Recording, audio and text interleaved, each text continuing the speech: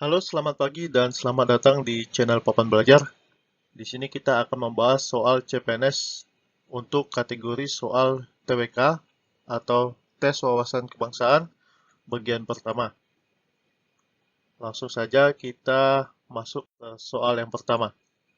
Soal yang pertama adalah tata cara mengucapkan Pancasila pada upacara-upacara resmi ditetapkan dalam A. TAP MPR RI nomor 2 MPR 1978, B. Inpres nomor 12 tahun 1968, C. Undang-Undang nomor 5 tahun 1985, D. Undang-Undang Dasar 1945, E. TAP MPR nomor 1 MPR 1983. 3 detik untuk menjawab dimulai dari sekarang. Jawabannya adalah tata cara pengucapan Pancasila pada upacara-upacara resmi ditetapkan dalam Inpres nomor 12 tahun 1968 atau B. Soal yang kedua, Insinyur Soekarno dalam sidang BPU PKI pertama mengusulkan rumusan Pancasila, yaitu A. Nasionalisme, internasionalisme, mufakat, kesejahteraan sosial, dan ketuhanan yang Maha Esa. B. Kebangsaan Indonesia, internasionalisme, mufakat, kesejahteraan sosial, dan ketuhanan yang berkebudayaan. C. Internasionalisme, nasionalisme, mufakat, demokrasi, ketuhanan. D. Nasionalisme, ketuhanan yang Maha Esa, perikemanusiaan, kebangsaan Indonesia, mufakat, dan kesejahteraan sosial. E. Kesejahteraan sosial, internasionalisme, nasionalisme, perikemanusiaan, dan ketuhanan yang berkebudayaan. 3 detik untuk menjawab, dimulai dari sekarang. Pembahasan untuk nomor 2. Insinyur Soekarno dalam sidang BPU PKI pertama tanggal 1 Juni 1945 mengusulkan rumusan Pancasila yaitu kebangsaan Indonesia, internasionalisme dan perikemanusiaan, mufakat atau demokrasi, kesejahteraan sosial, ketuhanan yang berkebudayaan, atau jawabannya adalah B. Lanjut ke soal nomor 3. Pancasila adalah isi jiwa bangsa Indonesia yang turun-temurun dan sekian abad lamanya tertutup oleh kebudayaan Barat. Pendapat tersebut dikemukakan oleh A. Rajiman Widyodiningrat, B. Insinyur Soekarno, C. Profesor Toto Negoro, D. Dr. Supomo, E. Muhammad Yamin. 3 detik untuk menjawab dimulai dari sekarang. Jawabannya adalah Pancasila adalah isi jiwa bangsa Indonesia yang turun-temurun dari sekian abad lamanya tertutup oleh kebudayaan Barat. Dengan demikian, Pancasila bukan hanya falsafah negara, tapi lebih luas lagi yaitu sebagai falsafah bangsa Indonesia. Hal ini diutarakan oleh Insinyur Soekarno. Jawabannya adalah B. Soal yang keempat, landasan ideal negara kita adalah A. TAP MPR, B. Undang-Undang Dasar 1945, C. Pancasila, D. Proklamasi Indonesia, E. Keputusan Presiden. 3 detik untuk menjawab dimulai dari sekarang. Pembahasannya adalah landasan ideal negara kesatuan Republik Indonesia adalah Pancasila yang terdapat dalam alinea keempat pembukaan Undang-Undang Dasar 1945. Sedangkan landasan konstitusional Republik Indonesia adalah Undang-Undang Dasar 1945 meliputi pembukaan Undang-Undang Dasar 1945, Hukum Dasar, Maklumat, dan Dekret Presiden. Jawabannya adalah C. 5. Persamaan harkat dan martabat manusia secara umum terkandung dalam A. Pembukaan Undang-Undang Dasar 1945 alinea pertama, B. Pembukaan Undang-Undang Dasar 1945 alinea kedua, C. Pembukaan Undang-Undang Dasar 1945 alinea ketiga. D. Pembukaan Undang-Undang Dasar 1945 alinea keempat. E. Declaration of Independence. 3 detik untuk menjawab dimulai dari sekarang. Pembahasan. Pengertian isi pembukaan Undang-Undang Dasar 1945. Alinea pertama berisi tentang kemerdekaan sebagai hak asasi setiap manusia dan persamaan harkat dan martabat manusia. Alinea kedua berisi tentang cita-cita bangsa dan negara yang merdeka, bersatu, berdaulat, adil dan makmur. Alinea ketiga berisi tentang pengakuan nilai religius dan pernyataan bahwa bangsa Indonesia sebagai makhluk Tuhan yang Maha Kuasa. Alinea keempat berisi tentang tujuan negara, hal ketentuan diadakannya Undang-Undang Dasar 1945, hal bentuk negara, dan dasar filsafat. Maka jawabannya adalah A. Pembukaan Undang-Undang Dasar 1945 alinea pertama.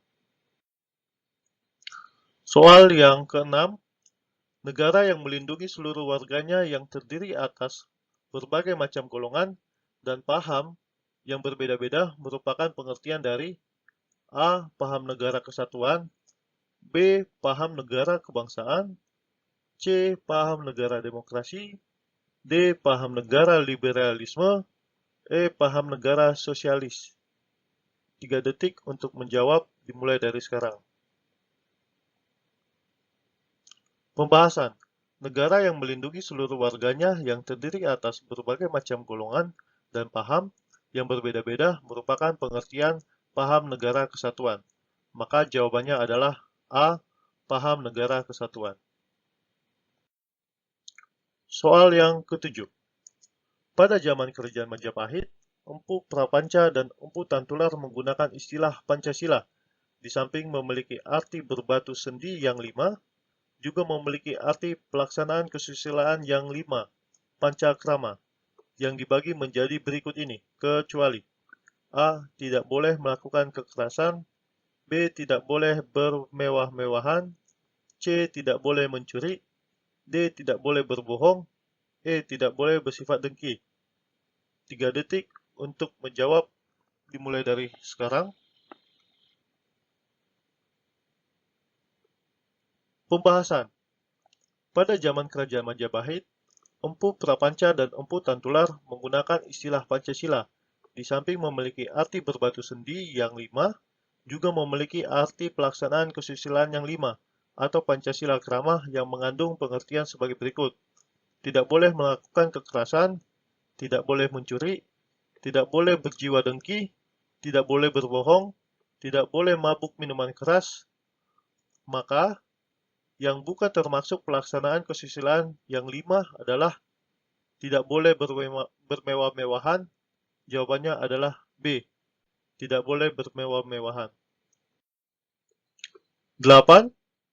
Janji Jepang untuk memberikan kemerdekaan Indonesia yang disampaikan oleh Perdana Menteri Koiso yang diumumkan pada tanggal A. 8 Maret 1944, B. 7 September 1944, C. 17 Mei 1945, D. 6 Agustus 1945, E. 15 Agustus 1945.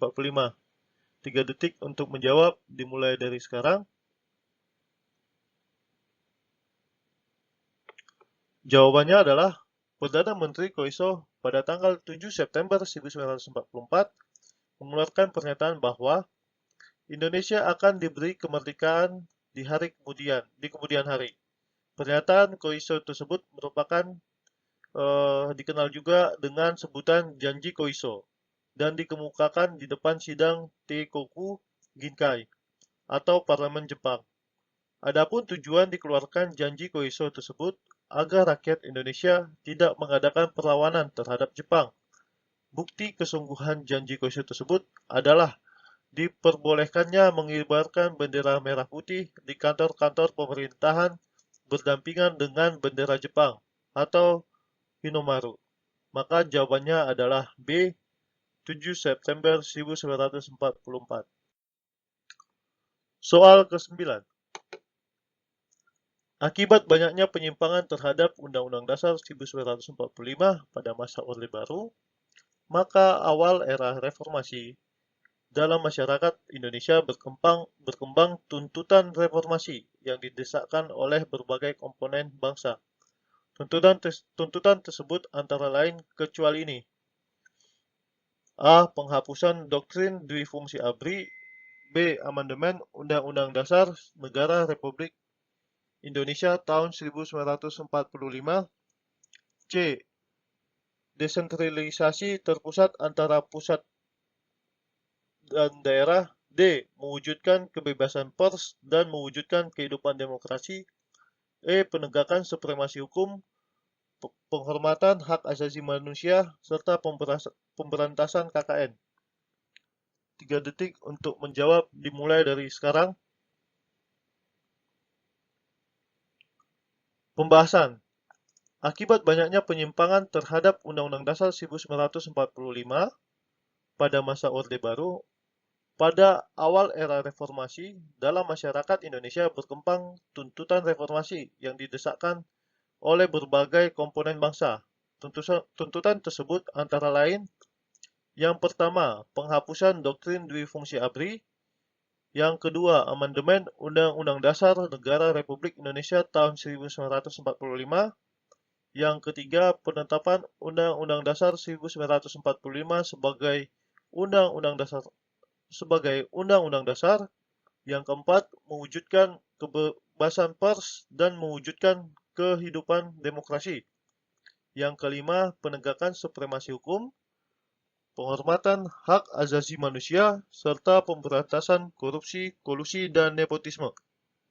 Jadi yang bukan termasuk tuntutan reformasi tersebut adalah desentralisasi terpusat antara pusat dan daerah, atau jawabannya adalah C. Soal ke-10.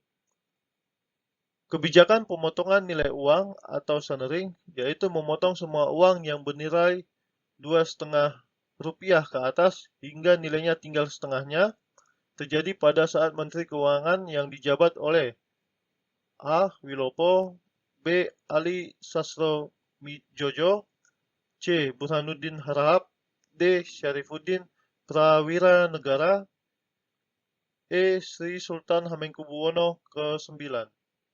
3 detik untuk menjawab dimulai dari sekarang. Pembahasan. Kebijakan pemotongan nilai uang atau sanering, yaitu memotong semua uang yang bernilai Rp2,5 ke atas hingga nilainya tinggal setengahnya, terjadi pada saat Menteri Keuangan dijabat oleh Syarifuddin Prawira Negara. Pemerintah melakukan sanering untuk mengatasi situasi perekonomian Indonesia yang saat ini sedang terpuruk, yaitu utang menumpuk, inflasi tinggi, dan harga melambung tinggi. Hal tersebut disebabkan karena belum tertatanya perekonomian Indonesia pasca kemerdekaan. Peristiwa ini dikenal dengan nama Gunting Syarifuddin pada tanggal 19 Maret 1950, atau jawabannya D. Syarifuddin Prawira Negara. Baik, sekian untuk soal hari ini. Sampai ketemu di video-video selanjutnya. Selamat pagi dan semangat belajar.